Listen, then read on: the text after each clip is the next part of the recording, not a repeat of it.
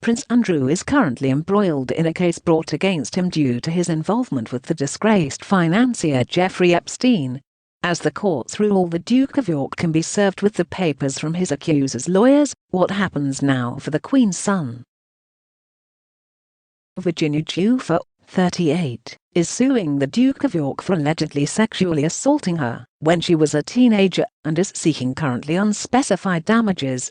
Ms. Guiffre has claimed she was assaulted by the prince at the London home of Mr. Epstein's associate Ghislaine Maxwell, and at Mr. Epstein's homes in Manhattan and Little St. James, in the U.S. Virgin Islands. Prince Andrew has consistently denied all the allegations against him. But the case is far from over on both sides, and are made more complicated by the numerous locations the assaults allegedly took place in.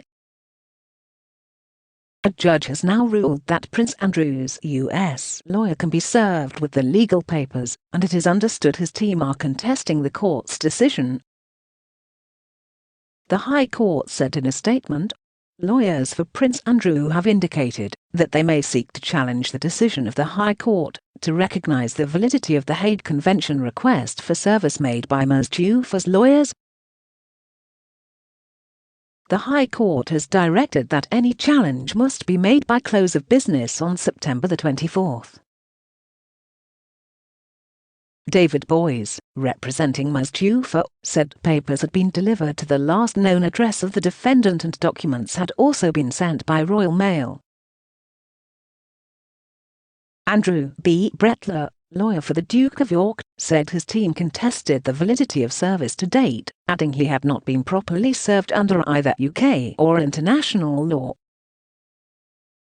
The serving of documents is the critical first stage in any claim for damages. It means that a defendant has been made fully aware of the allegations against them by receiving all of the papers in the case. If a defendant does not take part in the case after they have been served, they risk an automatic loss. Prince Andrew to be served with legal papers. What will happen the next in the Guiffre saga? Image. Par/Getty. Prince Andrew to be served with legal papers. The prince could be subject to a jury in a U.S. case. Image. Getty Images. The issue of whether or not Andrew had been properly notified about the case, known as service of proceedings, was contested during the first pre-trial hearing of the civil case on Monday in New York. What happens now? Now, complex legal proceedings will take place should the prince's contesting of the court's decision fail. Malcolm Johnson, solicitor at Lyme Solicitors, explains the difficult legal precedent ahead of the Duke and Ms. Guiffre. He said, close quote, "The real issue is jurisdiction. The allegations against Prince Andrew relate to incidents that took place in London, New York, and the U.S. Virgin Islands. Prince Andrew is an English defendant, although the person suing him is a U.S. citizen. So the question is which court deals with the claim, and which law do they apply? This early on in the case, it is currently unknown whether the case will be heard in the U.S. or in the UK, two of the locations where the alleged assault took place.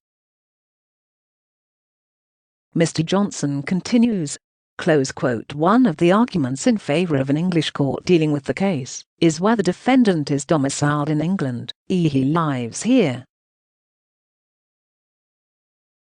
It can also be established where the harmful event occurs in the UK. In this case, one of the allegations of assault apparently took place in England, but not the others. There is then the question of which law would apply. This is a very complex legal question, but both English and US court can use a mixture of laws. Briefly, an English court will apply English procedural law to all procedural matters, for instance, service of the proceedings. Prince Andrew to be served with legal papers. Ms. Guiffre is suing the Duke of York. Image. Getty Images. Prince Andrew to be served with legal papers. Prince Andrew had a relationship with Jeffrey Epstein. Image. Getty Images.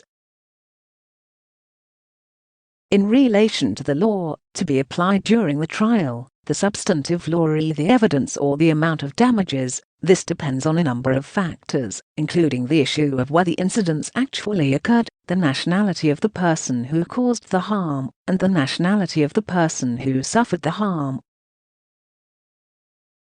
If Prince Andrew's lawyers can argue that an English court should deal with the matter and English law should apply, this has a number of consequences for the claimant. Both the defendant and the prosecution could come up against some significant hurdles and the case, if it goes through in the UK, where Prince Andrew lives. Mr. Johnson continued. Firstly, the claimant will come up against the law of limitation, which in England is 3 years from a person's 18th birthday or the incident in question. It is possible to get a court to waive limitation, but under English law, limitation is a formidable obstacle.